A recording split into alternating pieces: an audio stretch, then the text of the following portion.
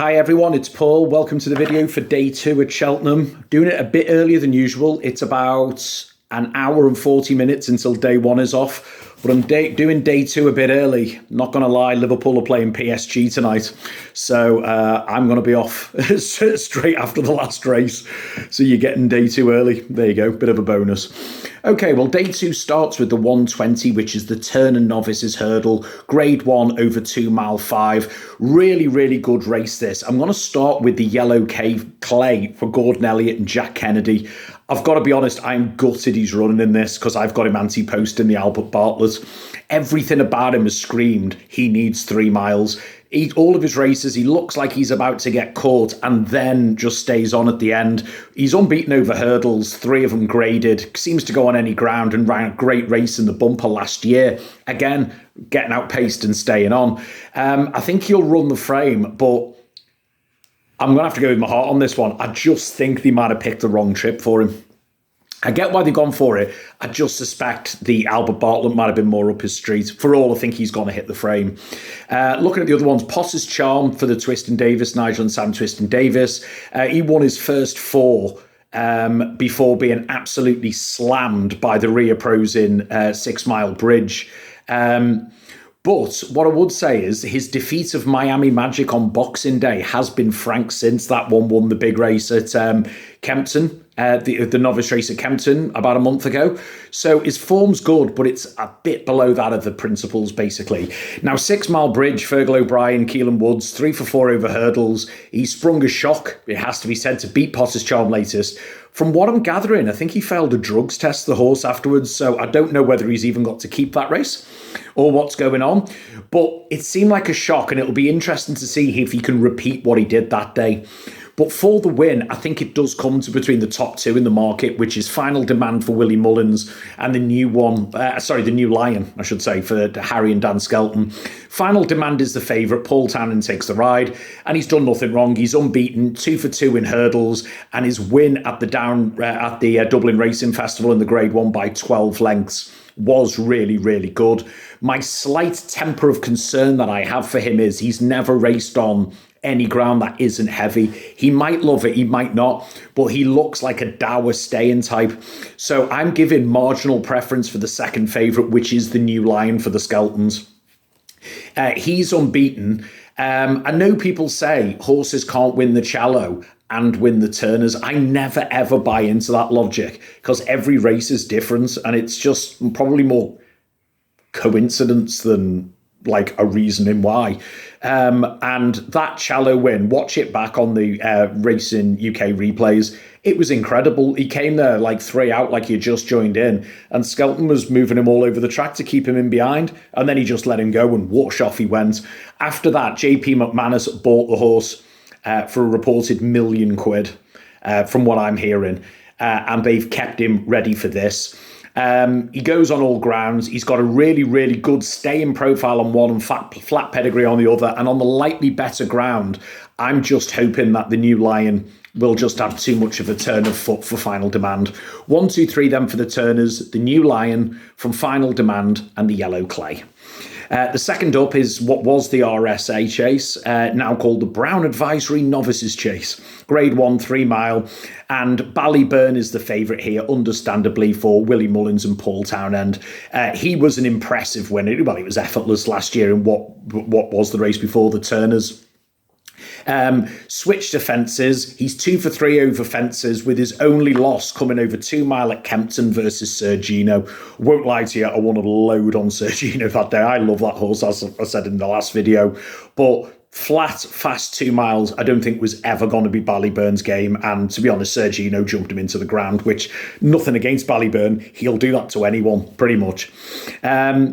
But what I liked was the way he stayed on over 2 mile 5 at the Dublin Racing Festival. It was impressive. It shows he's got staying power. He can clobber a fence. That's one thing I've noticed.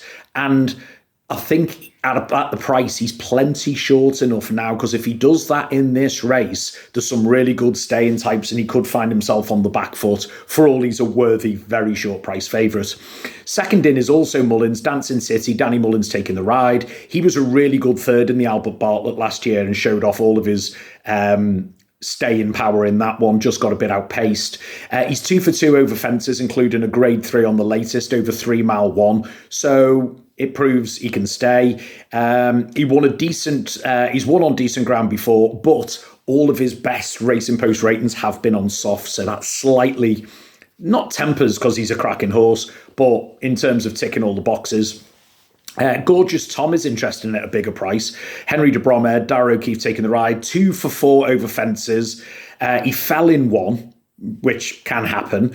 And last time out, he lost out in it was a blanket 4-horse finish with a length and a bit between first and fourth, where he came fourth. And that was in a grade 1, running on over 2 mile 5. The way he ran on after the last made me think, yep, 3 mile is the way home, especially with a bit of a hill. There's nothing. Don't get me wrong, he hasn't hit the heights of others, but it was a cracking run in that race. Lecky Watson, I'm a bit gutted they've gone for this 3 mile. I was hoping they'd go for one of the 2.5 mile novices. Mullins again, Sean O'Keefe taking the ride. He's unbeaten in Chaser, came 5th in the Albert Bartlett last year, but the difference was when he came 5th, just seemed to die a bit after the last one, which makes me think 3 mile might not be what he's necessarily screaming out for at this stage. He came 4th in the Champion Bumper the year before, which is a really solid record.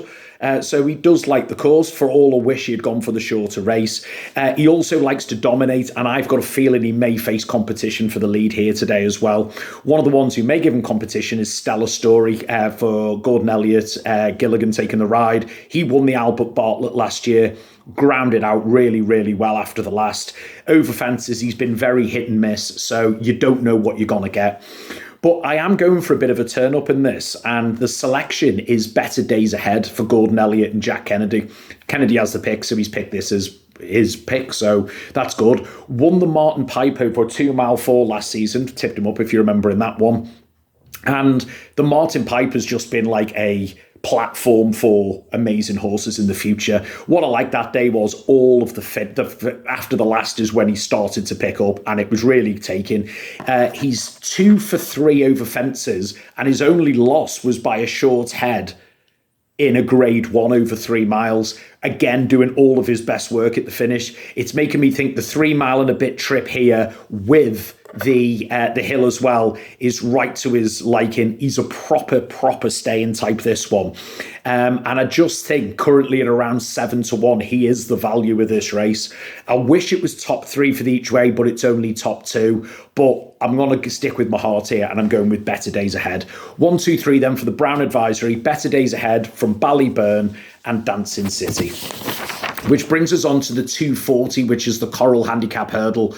God, this is just a nightmare race. As you know, it's a mixture between class horses and horses who, how do you word it, have had the feet bolted to the floor all season to keep the weight down. So you never know what you're going to get. 2 of those horses that could have been bolted is the front 2 in the market, and I think that's the reason they're there. Be aware for the Skeltons. He's only ever won 1 hurdle, which was an incredibly low-quality maiden, but he's run well in defeat. Come in late on the scene and not getting there, which is making me think there's been a bit of let's hold him back. He is an extreme hold-up horse, this. He gets anchored in last. So the big field will either be massively in his vantage or dramatically against him, because he'll have to pick his way through the field, but they do tend to go fast in the Coral. He's off 10 stone 10, which again, if he has been a bit nailed to the floor, he could be thrown in, and the Skeltons love these big handicaps, as you know. This is usually the time Langer Dan suddenly cropped up, but he's going for the stayers, so you've got to be careful of that. The one who has very little form, but again, potentially well-weighted, is Bunting for Willie Mullins and Paul Townend. He's the second favourite currently at 4.5, 9-2, where Be Aware is 4-1. They're very, very short price in these big handicaps. Again, shown very little, but running on well late. Form-wise, nothing to go off. Have they been anchored to get a good weight? We don't know. And that's where we sit with these. Imposed Trois for Henderson and de Boinville. JP McManus owned. He loves the Cheltenham handicap. He's very lightly raced. He's only had 8 runs in the past 2.5 years. He was a course winner over 2 mile. And he's only had 1 run this season when he won a handicap over 2.5 miles. Seems to be kept fresh for this. Keep the weight down. 11 stone's a good mark for it. Imposed Trois is going to go really close. Really fascinating one is Jimmy DeSille for Willie Mullins. Danny Mullins takes the ride. He's been off for basically a year now, but he was highly tried in Grade 1s last season behind the likes of Brighter Days Ahead and Ballyburn over hurdles. The layoff is a concern, but as a result, he's got in off a mark of 160. So that's just, he could be absolutely chucked in as a potential runs well and graded in a handicap. But the year off is a concern. And it seems Paul Townend has picked Bunting as well, which is worth keeping in mind. Comfort Zone, Joseph O'Brien, Mark Walsh picks the ride, another one of McManus's one. It's not uncommon for the stable jockey like De Boinville to ride for Nicky Henderson, as Mark Walsh seems to pick over the Irish horses. This one has only, again, he's the opposite to Jimmy DeSille. He's had 9 races in the past 12 months, only 1 win, but running with credit each time, which is keeping his mark. Really nice. Now, he was 3rd over a staying trip behind the Wall Park earlier this season, and that reads really well because that's towards the mid to top of the market for the Stayers hurdle on Thursday. So that is of interest, though. You know, he's having his 10th run in a year. That will be a slight concern. Now, for the win, it's considered a flyer, but I don't think it is. I am going for Ballyadam, the 10-year-old, Henry de Bromhead, Rachel Blackmore. And the only reason is, just look at this horse's record at the Cheltenham Festival. Last year, came second in this race, only beaten a length and a half. He's £4 lower this year. The year before that, came 5th in the county hurdle over shorter. All the best work at the finish. The year before that, again came 5th in the county hurdle. The year before that, came 2nd in the champion bumper. Clearly loves the course. Very, very classy, multiple graded winner horse. They've kept him nice and fresh this year. He loves massive fields. And with a lot of bookmakers paying top 7 even on this, Ballyadam at 14-1 is far too big for me. He's got nothing from the handicapper but the likes of Be Aware or Bunting may have.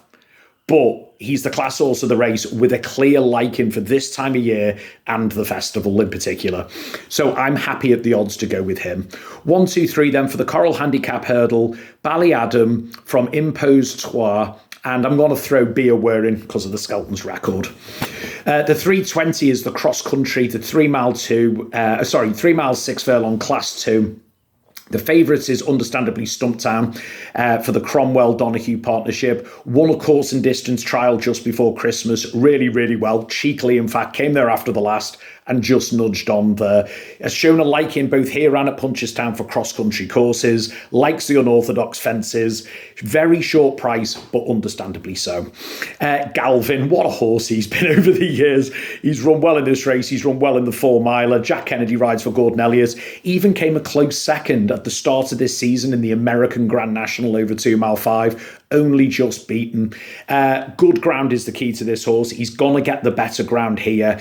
And I think Galvin can take Stumptown here, turning it into a proper stay-in test. Stumptown likes to plod through. I've tipped him up many times at the festival, especially in the heavy going and come through. I think Galvin may just have him for a turn of foot over this trip. Mr. Coffee, Henderson and de Boinville, you can set your clock to him. Very rarely wins. He'll probably go in now. Virtually a banker to run his race. He's come placed over this cross-country trip a few times. He's been placed over shorter. He's run well last festival. You can set your watch to him. He'll run well without winning. Now, 2 horses have been all for the money, and I'm not 1,000% why. And that is Bustleton for Joseph O'Brien, JJ Slevin, and Vanillier, again for Cromwell, with Sean Flanagan taking the ride. Bustleton has been for money for the last 3 weeks, and he's now into like 3rd favourite for this. But what concerns me is he's had 6 runs at Cheltenham, including 2 over course and distance, and has never gone a yard at the course ever. So unless someone knows something, I find that really, really hard to go and have any confidence in, again, unless someone knows something much wiser than me. Vanillier is proven for the same trip. 2nd in the Grand National a couple of years ago. Been massively out of form since, but suddenly burst into life and won over the banks at the Punchestown cross-country course last time out. Now, I can understand now why there's been a weight of money for him. For all, he does seem to appreciate a bit of giving the ground, though he's run well in Grand Nationals on better ground.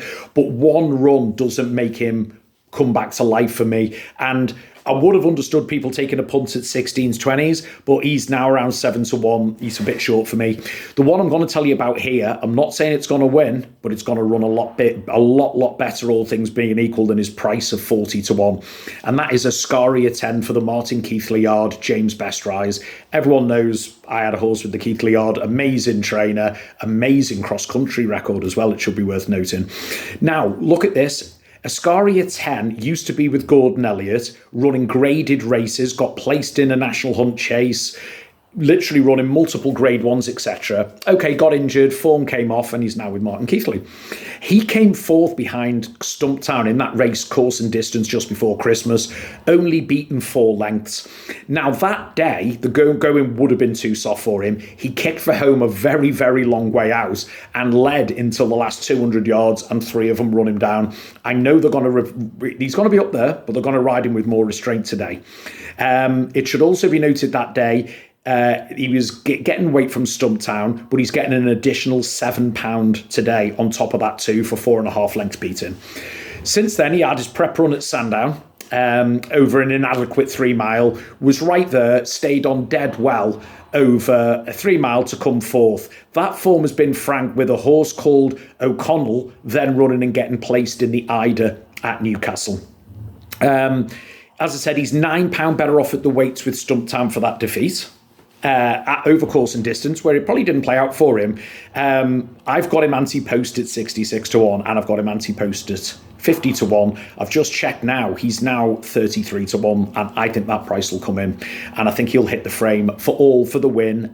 I think Galvin, it's going to be Galvin's year, I'm hoping. 1, 2, 3 then for the cross-country. Galvin from Ascaria 10 and Stumptown.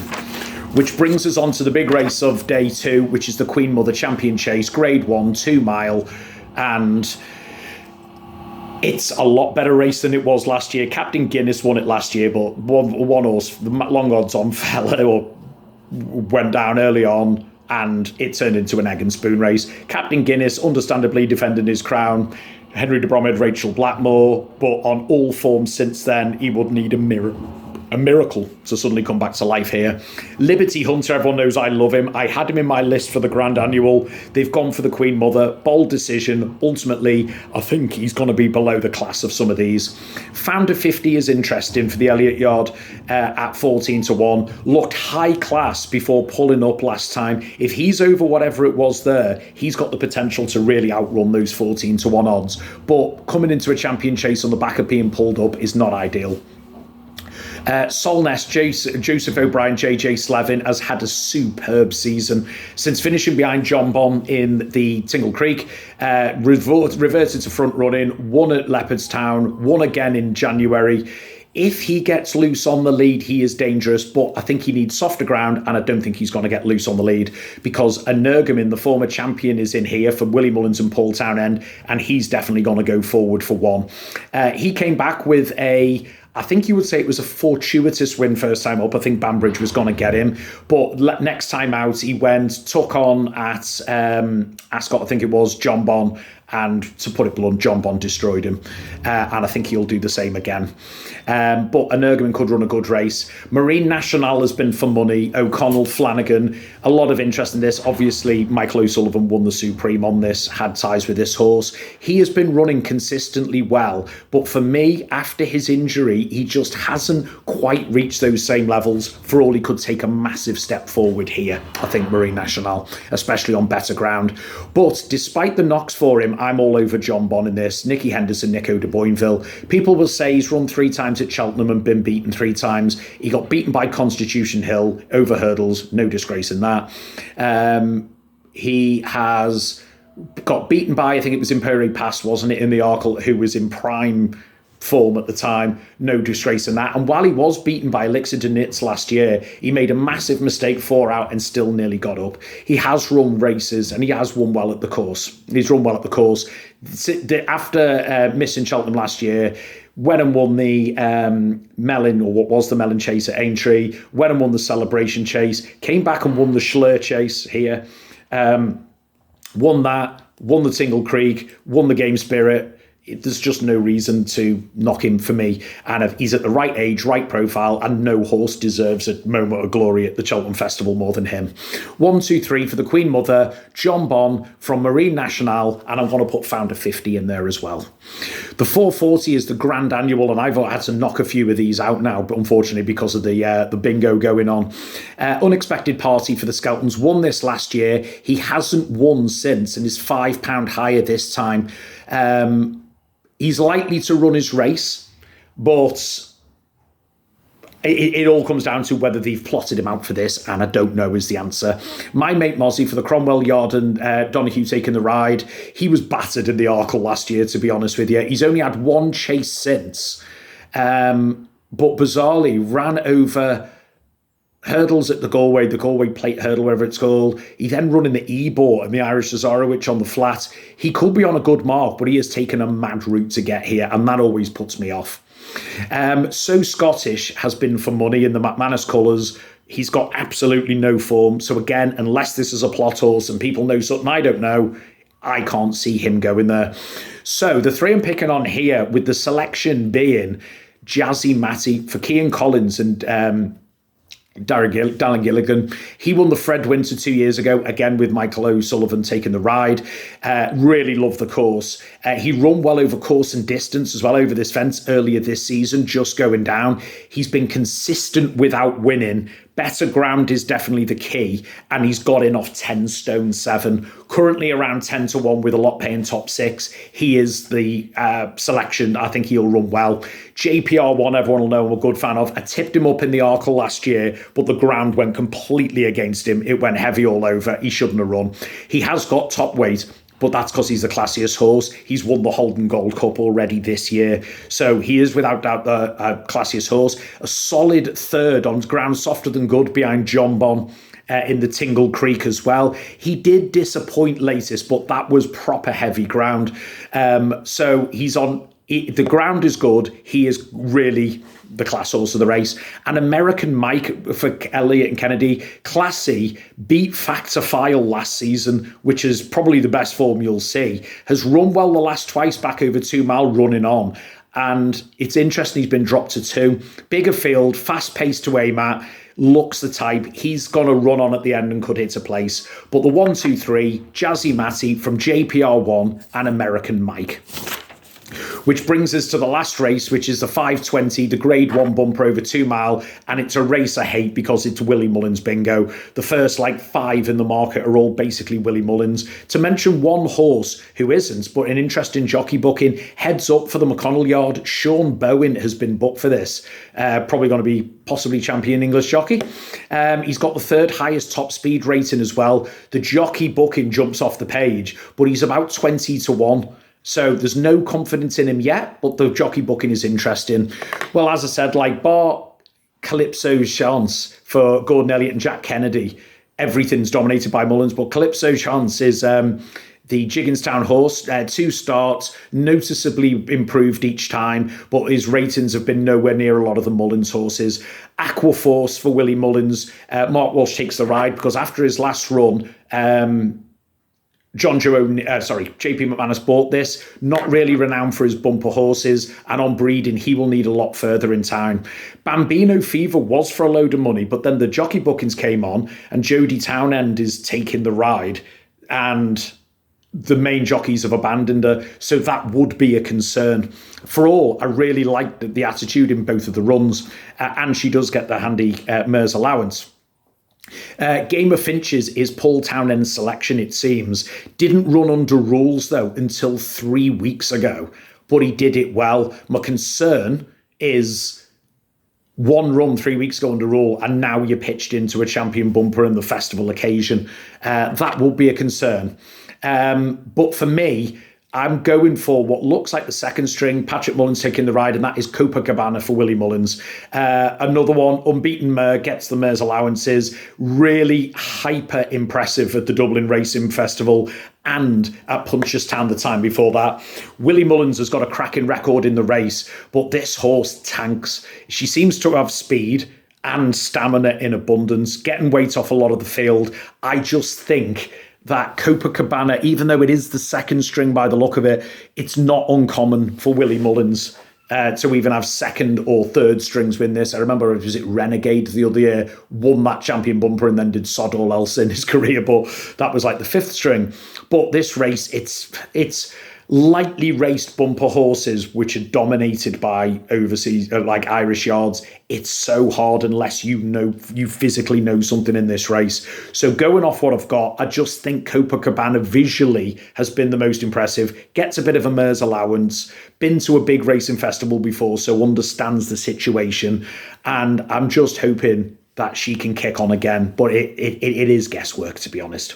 1, 2, 3 then for the champion bumper. Copacabana from, I'm actually going to put in Calypso de Chance a second with, do you know what? I'm going to hope Townend's made a massive mistake. I'm going to put Bambino Fever in for third. I know she doesn't seem fancied, but visually she's been really impressive. That's it for day 2, guys. Hopefully we get a load of winners in an hour and 20 minutes time onwards. And I'll be back in the morning for day 3. Take care. See you soon.